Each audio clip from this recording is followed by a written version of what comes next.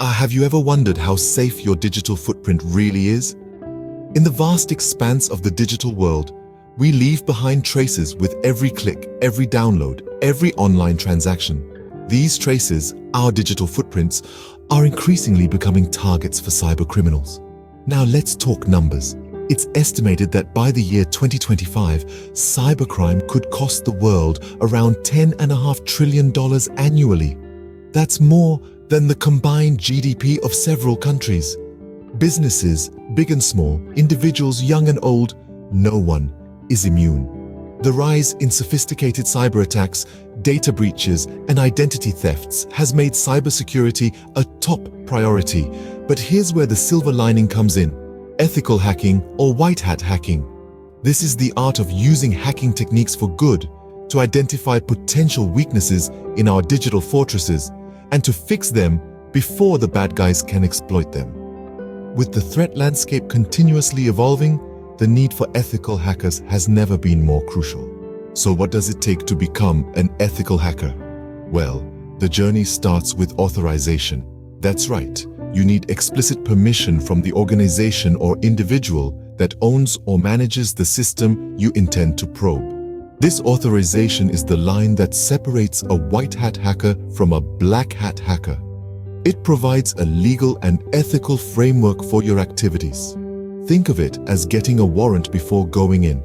You can't just barge into someone's house, even if you suspect they have something dangerous inside. Similarly, in ethical hacking, you can't just dive into probing systems and networks without proper authorization.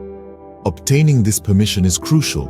It not only avoids potential legal consequences, but also ensures that the testing is conducted within ethical boundaries. Ethical hacking is all about responsibility and trust, and that trust begins with authorization. Remember, without authorization, it's not ethical hacking, it's just hacking. Now that we have the permission, where do we start? Well, the first step before diving into an ethical hacking engagement is to clearly define the scope of the test. This is akin to drawing a map of the areas you'll be exploring and marking out the boundaries. Defining the scope is crucial because it specifies the systems, networks, and applications that are within the testing boundaries.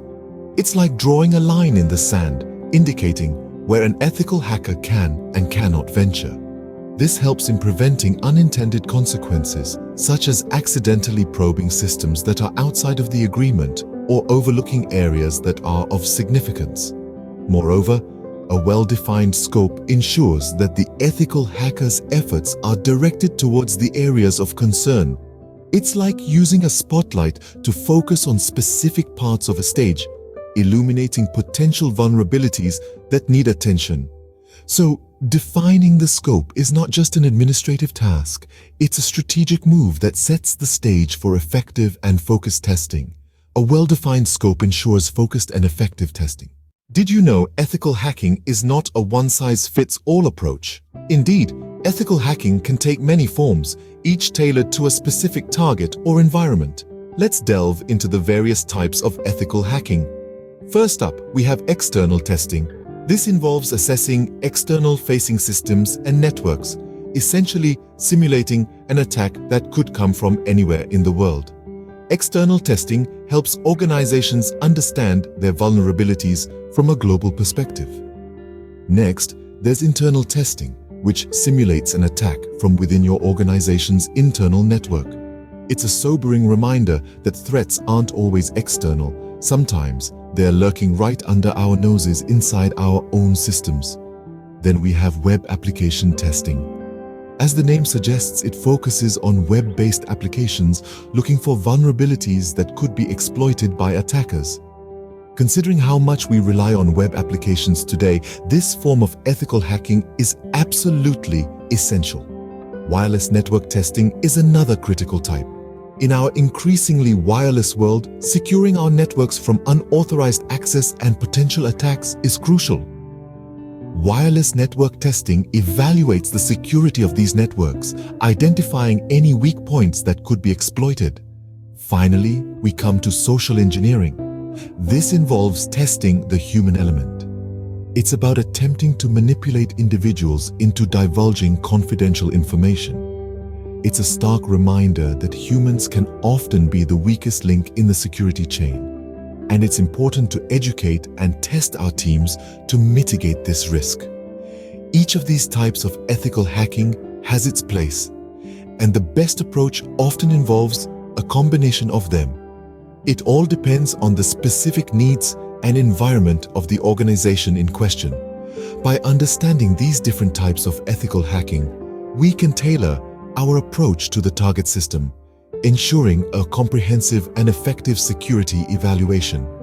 It's all about using the right tools for the job. And in the world of ethical hacking, knowledge truly is power.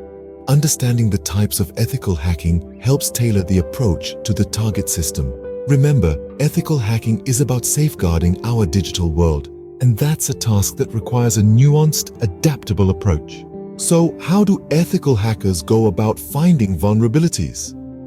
Well, they follow a systematic approach to uncover weaknesses and vulnerabilities. Let's walk through this step-by-step process. The first step is reconnaissance. This is the initial phase where the ethical hacker gathers as much information about the target system as possible. They might look at public domain information, network ranges, or even seemingly innocuous details like staff names and job titles. The more information they can gather, the better they can understand the system they're about to test. Next comes scanning. This involves probing the system to identify live hosts, open ports, and running services.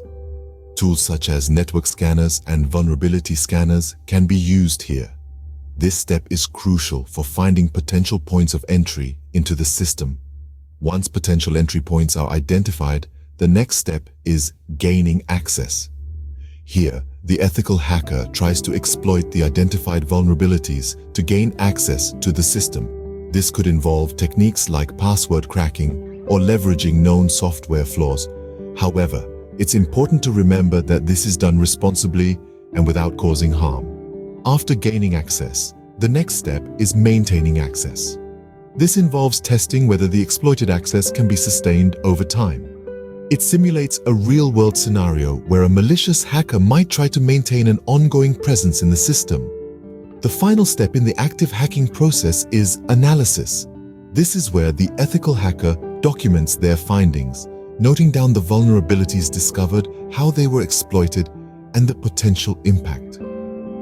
This information is crucial for the next phase of the process. The last phase, often overlooked but equally important, is reporting. Here, the ethical hacker shares a detailed report with the organization outlining the identified vulnerabilities and providing recommendations for fixing them. This step is crucial as it enables the organization to address the vulnerabilities and bolster its defenses. In a nutshell, the process of ethical hacking is a systematic and comprehensive exploration of a system's security landscape. Ethical hackers use this methodology to uncover vulnerabilities that might otherwise go unnoticed. A systematic methodology ensures a thorough and comprehensive evaluation of security vulnerabilities. What tools do ethical hackers use to simulate real-world attacks? A question that piques the interest of many. Let's dive into the toolbox of an ethical hacker to explore the various implements they use in their quest to fortify digital frontiers. First up, we have network scanners. These are integral tools for any ethical hacker. Network scanners help identify live hosts, open ports, and services in a network. They provide a comprehensive map of the network terrain, offering a bird's-eye view of potential entry points that malicious hackers might exploit. Then we have vulnerability scanners. These work hand in hand with network scanners. Once the network landscape is charted, vulnerability scanners step in to identify weak spots in the system. They are designed to detect known vulnerabilities in the system's software, providing a clear picture of areas that need bolstering. Next, there's a tool that sounds a bit ominous: password cracking tools. Now, these aren't used to break into systems unlawfully. Instead, they test the strength of passwords within the system. A strong password is a formidable defense against unauthorized access. and these tools help ensure that all passwords in the system meet the highest security standards. But ethical hacking isn't all about software and systems. It also involves a vital human element. That's where social engineering tactics come into play. These techniques test the human aspect of cybersecurity, attempting to manipulate individuals into divulging confidential information. This helps organizations strengthen their training and protocols to prevent such breaches. Lastly, we have penetration testing tools. These are the heavy hitters of the ethical hacking world. They simulate real-world attacks, exploiting identified vulnerabilities to assess the system's resilience and reaction to an attack. So there you have it, a brief overview of the tools and techniques used by ethical hackers. Each tool and technique serves a unique purpose, working together to create a comprehensive, holistic assessment of a system's security. The right tools, guided by ethical considerations, ensure effective and responsible testing. So, what have we learned so far about ethical hacking? Well, we've delved into the significance of cybersecurity and the vital role ethical hacking, or white hat hacking, plays in safeguarding our digital assets. We've understood that ethical hacking is always conducted with explicit permission and within a clearly defined scope to prevent any unintended consequences. We've explored the different types of ethical hacking, from external and internal testing to web application, wireless network testing, and even social engineering. We've also walked through the systematic methodology followed by ethical hackers, which includes reconnaissance, scanning, gaining and maintaining access, and finally, analysis. We've discussed the various tools and techniques employed by ethical hackers, always within ethical boundaries. And lastly, we've underscored the importance of comprehensive reporting and continuous improvement in maintaining a robust security posture. Remember, ethical hacking plays a crucial role in protecting our digital world. It's about staying one step ahead of the hackers,